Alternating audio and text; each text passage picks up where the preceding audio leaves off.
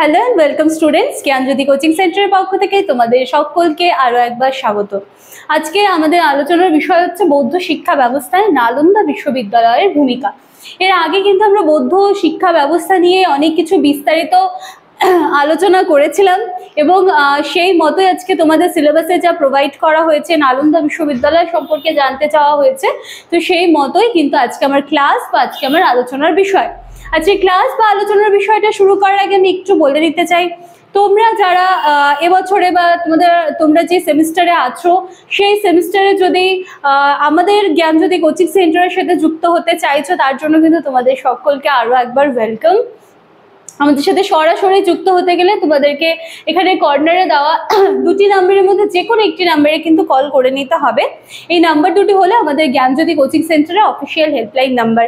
এখানে কল করলে তোমরা কোর্স ফি থেকে নিয়ে তোমাদের আরও যাবতীয় যা সাবজেক্ট নিয়ে যদি কিছু প্রবলেম থাকে সমস্তটা কিন্তু এখানে তোমরা সলভ করে নিতে পারবে। সেজন্য একবার কিন্তু কল করে তোমরা দেখে নিতেই পারো।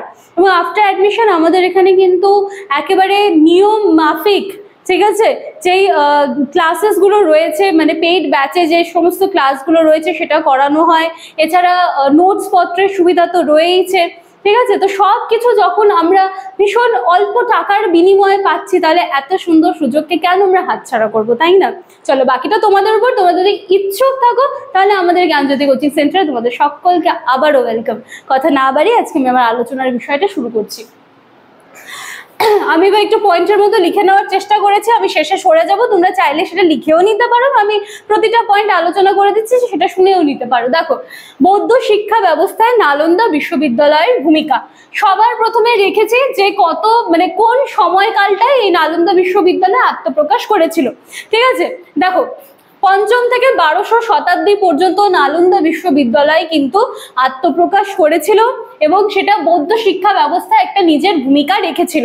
আচ্ছা, এই যে নালন্দা বিশ্ববিদ্যালয় যেটা বা নালন্দা বিহার, সেটা কিন্তু বর্তমান বিহার রাজ্যে অবস্থিত, ঠিক আছে, বর্তমানে কিন্তু বিহার রাজ্যে অবস্থিত। এবং এই যে নালন্দা বিশ্ববিদ্যালয় সেটা কিন্তু সেই সময় বা তৎকালীন সময়ে একটা বৌদ্ধ শিক্ষা কেন্দ্র হিসেবে কিন্তু আত্মপ্রকাশ করেছিল।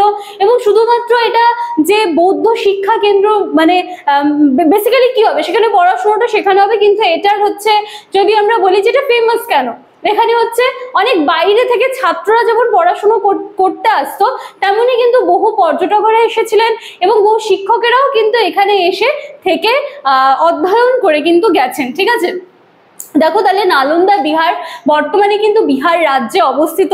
ঠিক তার পরের পয়েন্টটা দেখো, শিক্ষকেরাও কিন্তু এখানে এসেছিলেন, যথা আচার্য ভদ্রশীল ধীরা প্রমুখ শিক্ষকরা যারা ছিলেন তারাও কিন্তু বাইরে থেকে এসে এই নালন্দা বিহার এসে কিন্তু এখানে থেকে গিয়েছেন।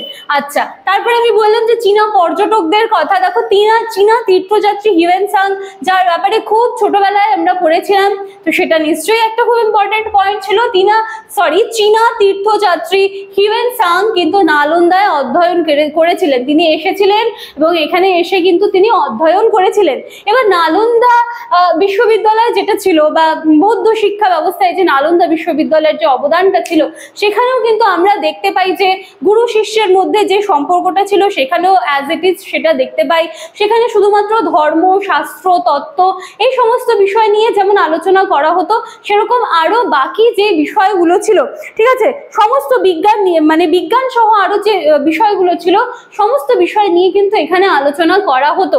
আচ্ছা, দেখো, 1200 শতাব্দীতে কিন্তু তুর্কি শাসক বখতিয়ার খলজির আক্রমণে এই যে নালন্দা বিশ্ববিদ্যালয় যে ছিল সেটা কিন্তু পুরোপুরি ধ্বংস হয়ে যায়, ঠিক আছে, সেটা পুরোপুরি ধ্বংস হয়ে যায়। দেখো, আমি একদম প্রথমেও লিখেছিলাম 5ম থেকে 1200 শতাব্দী পর্যন্ত। এবং দেখো, এই যে 1200 শতাব্দীতে কিন্তু তুর্কি শাসক কে ছিলেন, তুর্কি শাসক বখতিয়ার খলজি, ওনার আক্রমণে কিন্তু এটা পুরোপুরি ধ্বংস হয়ে যায় এবং সেটা আবার পুনরায় 2010 সালে সেটা নালন্দা বিশ্ববিদ্যালয় কিন্তু আবার পুনরায় পুনঃপ্রতিষ্ঠিত কিন্তু হয়, ঠিক আছে। তো এই ছিল হচ্ছে বৌদ্ধ শিক্ষা ব্যবস্থায় নালন্দা বিশ্ববিদ্যালয়ের ভূমিকা, যেখানে শুধুমাত্র বাইরে থেকে ছাত্ররাই আসতো না, সেখানে কিন্তু অনেক পর্যটকরা এসেছেন সেখানে থেকেছেন, সেখানকার যে স্পেশালিটি গুলো আছে সেগুলো সম্বন্ধে তারা লিখেছেন। বাইরের থেকে শুধু স্টুডেন্ট না, টিচার্সরাও কিন্তু সেখানে এসেছেন, সেখানে থেকেছেন, ঠিক আছে, এবং সেখানকার যে কর্মকাণ্ড বা কার্যকলাপ সমস্ত কিছু নিয়ে কিন্তু সুন্দরভাবে আলোচনা করে গিয়েছেন, ঠিক আছে। এবং এখানে যেরকম বৌদ্ধ শিক্ষা ব্যবস্থাকে মেইনলি ফোকাস করা হতো, মানে বৌদ্ধ শিক্ষা ব্যবস্থা বলতে সেখানে যেমন ধর্ম, তত্ত্ব, শাস্ত্র এই বিষয়গুলো যেমন মেইনলি ফোকাস করা হতো, এর সাথে সাথে কিন্তু এখানে হচ্ছে আমি যেটা বললাম যে বিজ্ঞান কেন্দ্রিক যে কর্মকাণ্ড রয়েছে সেগুলোর উপরও কিন্তু ফোকাস করা হতো।